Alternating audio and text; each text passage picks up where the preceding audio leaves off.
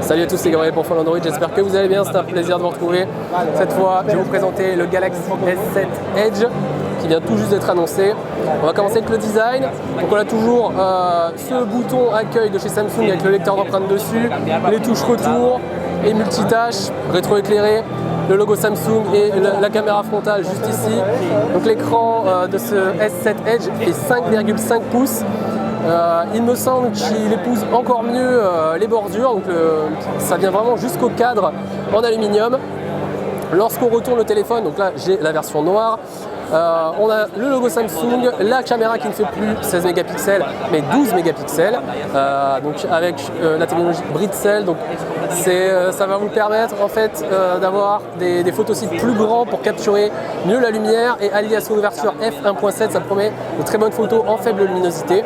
Juste à côté bien sûr le flash LED, et le design est également incurvé à l'arrière. Donc là vous voyez, ça vient encore une fois épouser directement le cadre en aluminium. C'est quelque chose qu'on avait vu déjà sur le Galaxy A5 2016 par exemple. Donc le design est très réussi, mais on est plus sur des améliorations minimes en fait du design. Un design donc qui n'est pas révolutionnaire, mais qui vient peaufiner celui du S6 Edge. Au-dessus on retrouve le micro pour la réduction du bruit, la trappe pour la nano SIM et également la micro SD, car c'est le retour de la micro SD chez Samsung. On pourra étendre la mémoire jusqu'à 128 Go pour épauler donc les 32 Go de stockage interne. En dessous, la prise micro USB 2.0, donc pas du USB type C. Dans la tranche gauche qui est extrêmement fine, on a simplement les deux touches de contrôle du volume. Et sur la tranche droite, le bouton de mise sous tension. Et vous pouvez le voir, le cadre en aluminium est extrêmement fin, il est encore plus fin que sur le S6 Edge. Donc ce sont encore une fois des petites améliorations comme ça au niveau du design. Je vais vous parler rapidement de l'interface de ce S7 Edge. Donc évidemment c'est la même que celle du S7 classique. La différence qu'il y a cette petite fonctionnalité liée à l'écran incurvé. Donc ce sont des fonctionnalités qu'on avait déjà vues sur le S6 Edge. Là elles sont améliorées. Donc, ici les contacts, on a la possibilité d'afficher jusqu'à 2 colonnes d'applications et personnaliser les applications qu'on veut afficher. On a également toujours les informations disponibles. Donc là c'est en partenariat avec Yahoo News. Donc autant de choses, je pense qu'on pourra retrouver directement sur les S6 Edge via une mise à jour logicielle. En tout cas voilà, Samsung est encore une fois dans la continuité au niveau logiciel, avec quelques petites améliorations, mais pas de révolution notable. Alors je ne peux pas encore vous parler des performances, là comme ça a l'air rapide. Mais il faut savoir qu'on a toujours le même type d'icône. Les raccourcis en haut sont également les mêmes. On a toujours les applications Microsoft de préinstaller et les applications Facebook avec Instagram et WhatsApp. Même chose dans les paramètres. Donc, faut savoir que c'est Android 6, évidemment Marshmallow, qui sera embarqué avec la nouvelle interface Samsung TouchWiz. Comme je vous le montrais également sur le Galaxy S7 dans mon autre vidéo, on a le Game Launcher.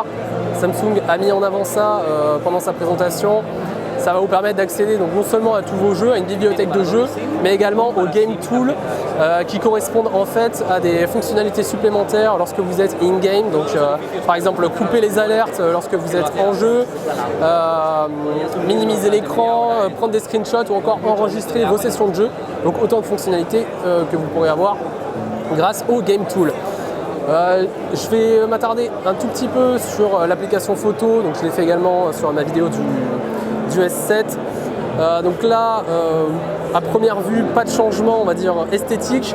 On est en mode automatique, on a toujours un accès à la vidéo HDR, au mode HDR, pardon, aux différents effets en temps réel.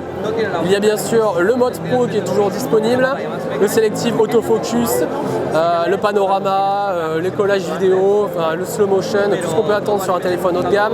Je vous montre rapidement le mode pro qui va afficher beaucoup plus de fonctionnalités que sur le mode automatique, avec un réglage des ISO, de la balance des blancs, de l'ouverture, la possibilité d'avoir le multi autofocus comme ça, là, vous voyez, avec les petits carrés verts.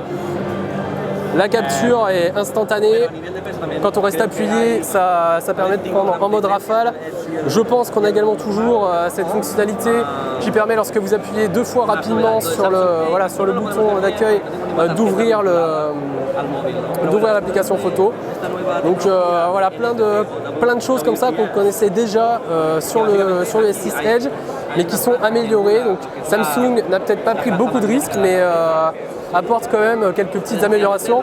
Alors je ne reviendrai pas non plus sur ce qu'il y a à l'intérieur, vous retrouvez ça sur Phone Android. Je n'ai pas tous les détails ici, mais normalement il y aura 32 Go de stockage interne, on aura 4 Go de RAM, un Snapdragon 820 ou un processeur Exynos maison. Donc les deux s'annonceront sûrement extrêmement puissants. Voilà pour ce qui est de cette prise en main rapide du Galaxy S7 Edge. J'espère que ça vous a plu. N'hésitez pas à liker la vidéo, la commenter, la partager et à vous abonner à la chaîne YouTube de Phone Android si vous voulez voir les suivantes sur le salon. N'hésitez pas à me demander également si vous voulez voir certaines vidéos. J'aurai l'occasion d'en refaire pour rentrer plus en détail sur les fonctionnalités de ce Galaxy S7 et S7 Edge. Merci, salut à tous.